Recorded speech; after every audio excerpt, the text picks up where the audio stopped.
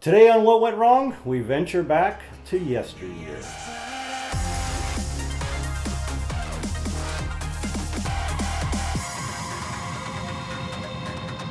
Hi, I'm Brett Mauser, and we just finished Oldest Posse. And with us today is Lisa Butala. All right. Did I get that right? Yes. You had first worked with us on Night Watchman. We had Cecilia, our actress, Nicole, our actress who played Cecilia. She was living in LA at the time, and we needed an actress to be able to do some fight choreography and work with her on that.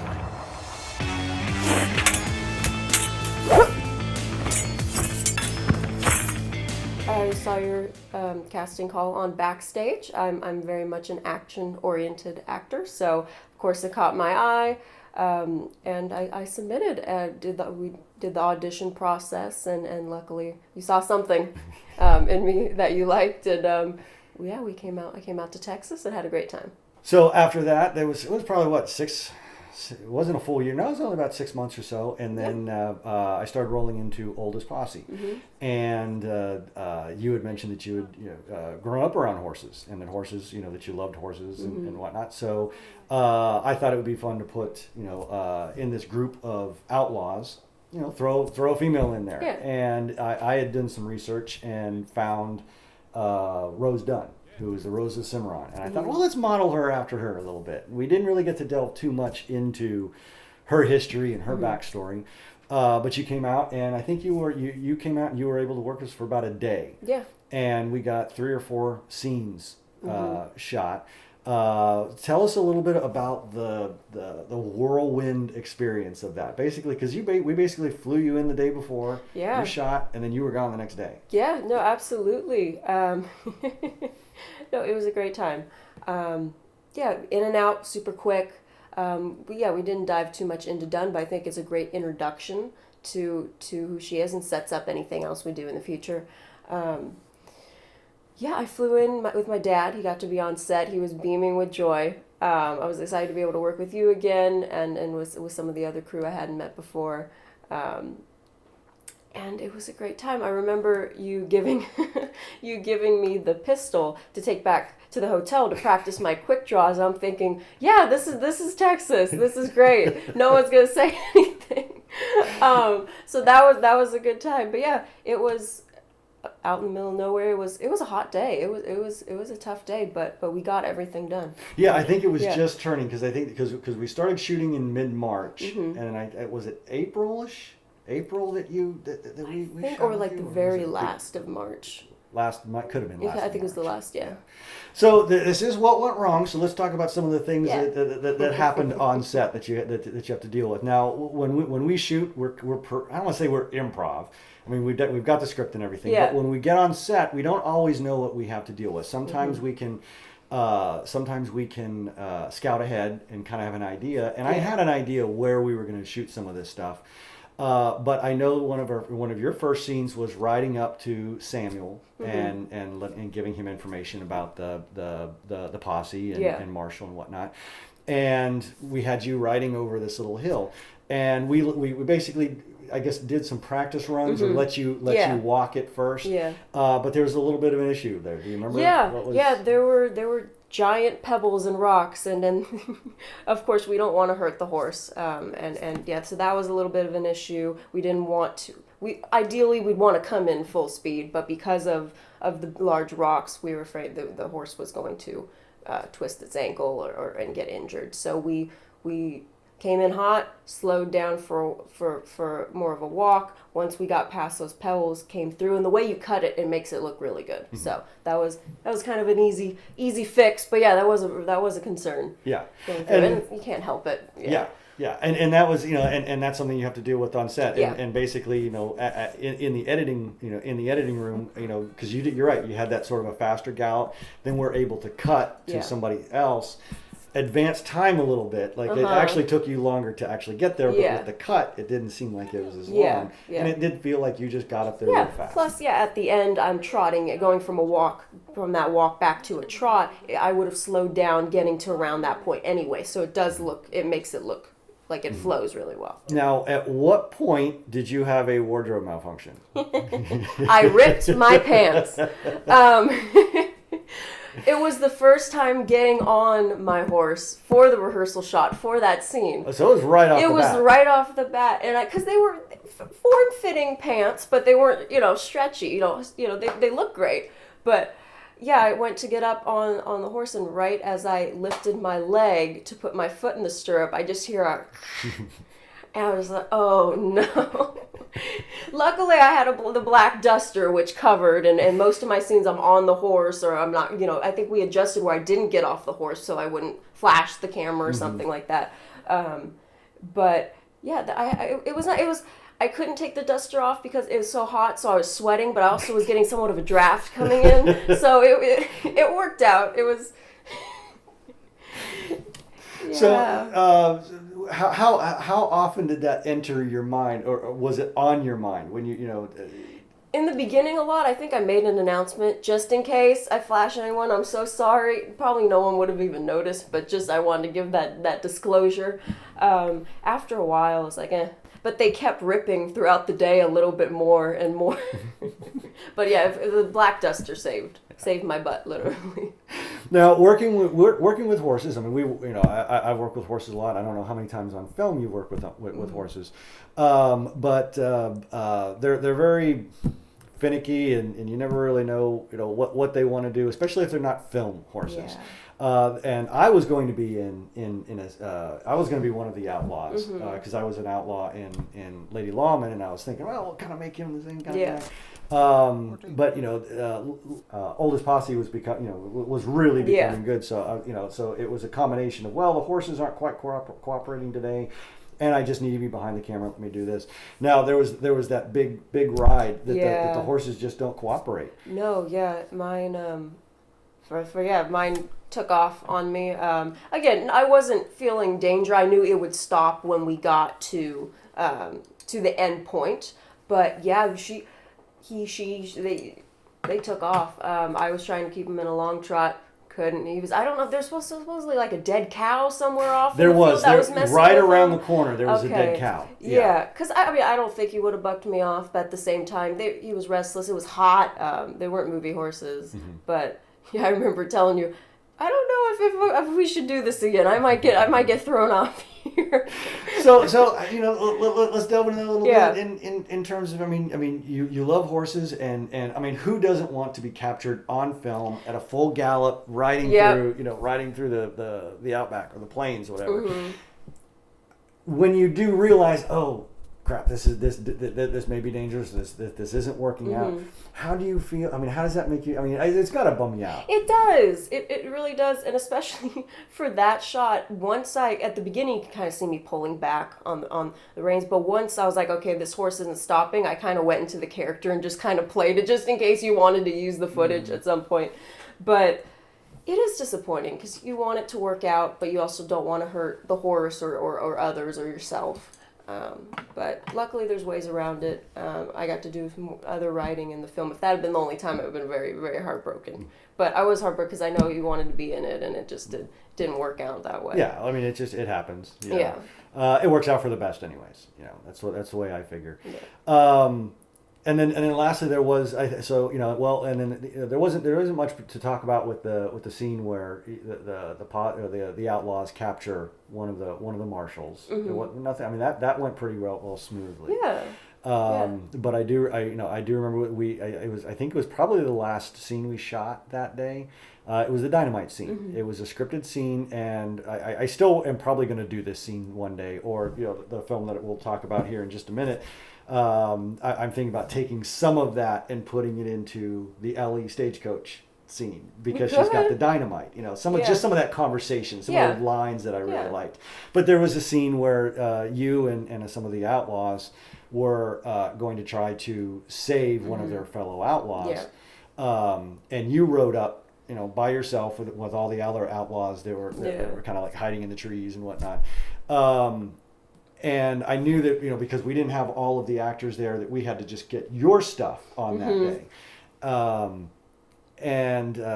We captured the stuff, we got it, and then the day that we were going to pick that stuff up, Jake had already had his thumb incident, and it was raining, it was miserable, so, and we knew that the lighting and everything wasn't going to match. Yeah. plus, when we got to the edit and as we were kind of editing, there were some changes with some of those characters, and that scene didn't quite make sense anymore. There's going to be scenes where there's great moments, because I think that was probably one of your bigger scenes in that, and it wound up on the floor. Which happens. How does that? Yeah. But it does bum. It's got to bum you out. It did. I think because I don't think we discussed it before we saw it I saw it on the big screen for a while. So I was watching. I was like, wait a minute, we're past the point where the scene would have been. Oh, I guess it got cut, but. It is what it is. I was a little disappointed, but at the same time, we did get to see Dunn, and if it doesn't make sense for the story, then it shouldn't be in there. That scene in particular was a bit difficult because the eye line, all the people I was talking to was on a horse, and my readers were down, the one that played Sammy, he was down below, so I kept looking down. I had no eye line, they're on horses. So that was interesting, acting when there is no one there, because that is something I'll probably have to do again and again. That was a challenge.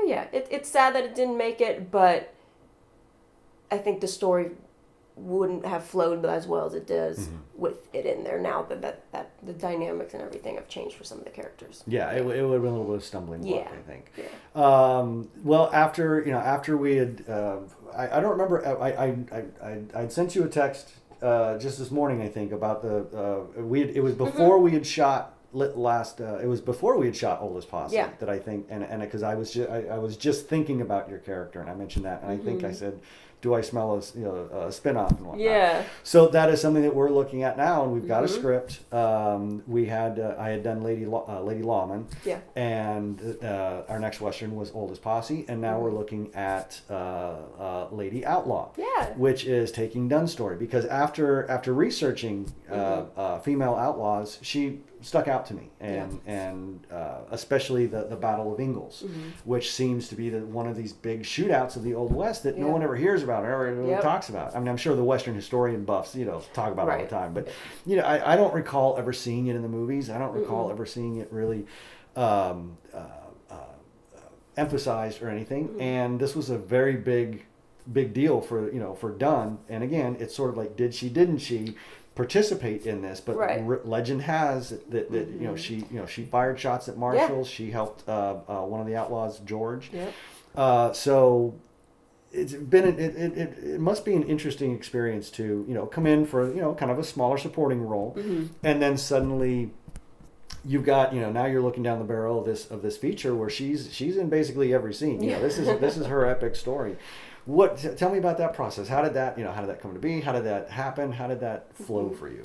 Yeah, absolutely. And first and foremost, it's a great story to tell. It's very, her life is very cinematic, and sometimes that is with historical figures and events.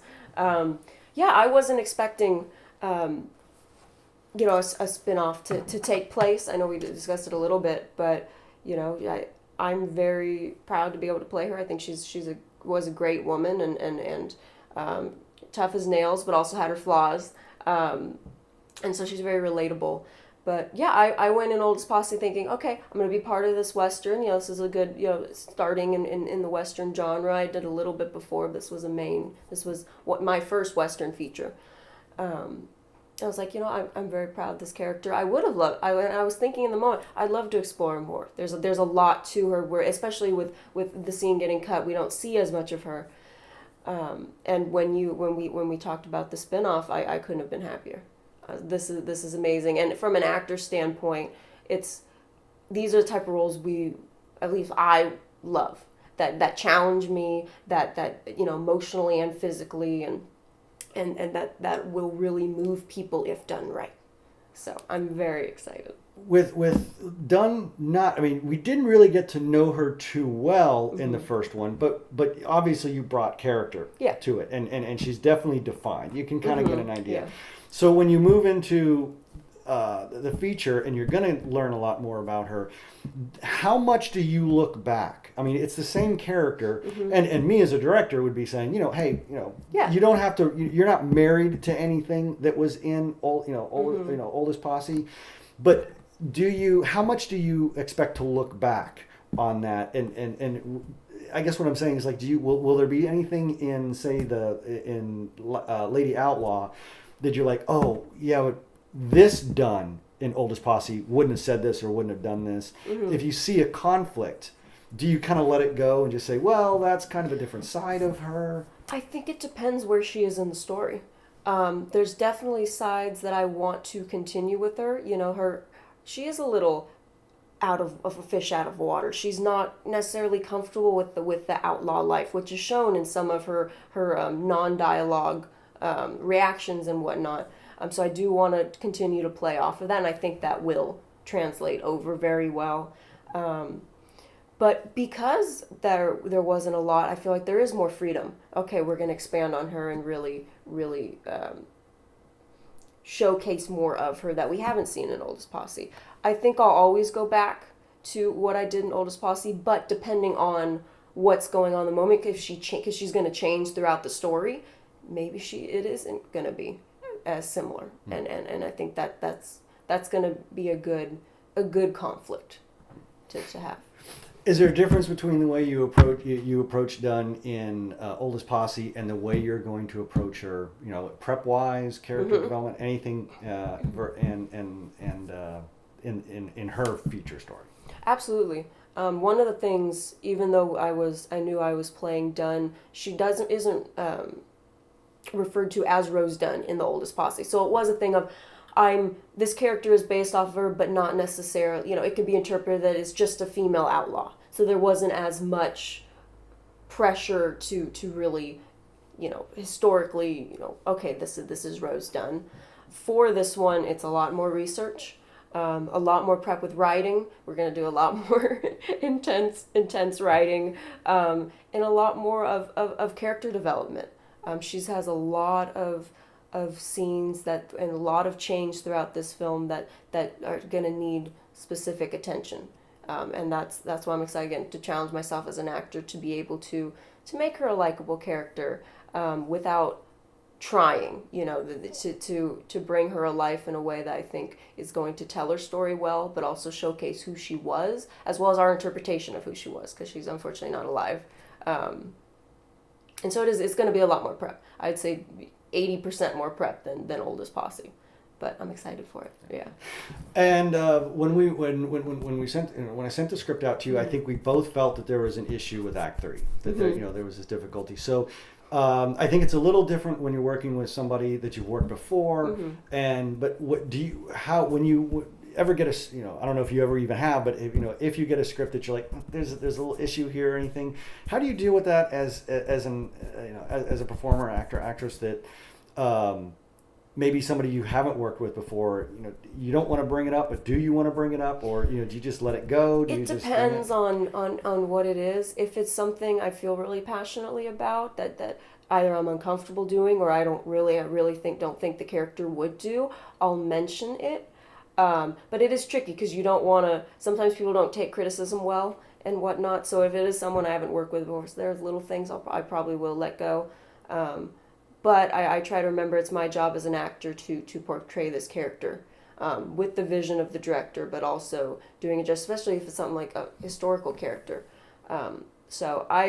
We didn't have that issue. We went through all the problems, and I love that we are able to have an open discussion about any of the script details and characters and whatnot. But yeah, with someone new, it is intimidating. It really depends on how important it is. That change or that issue is. Yeah.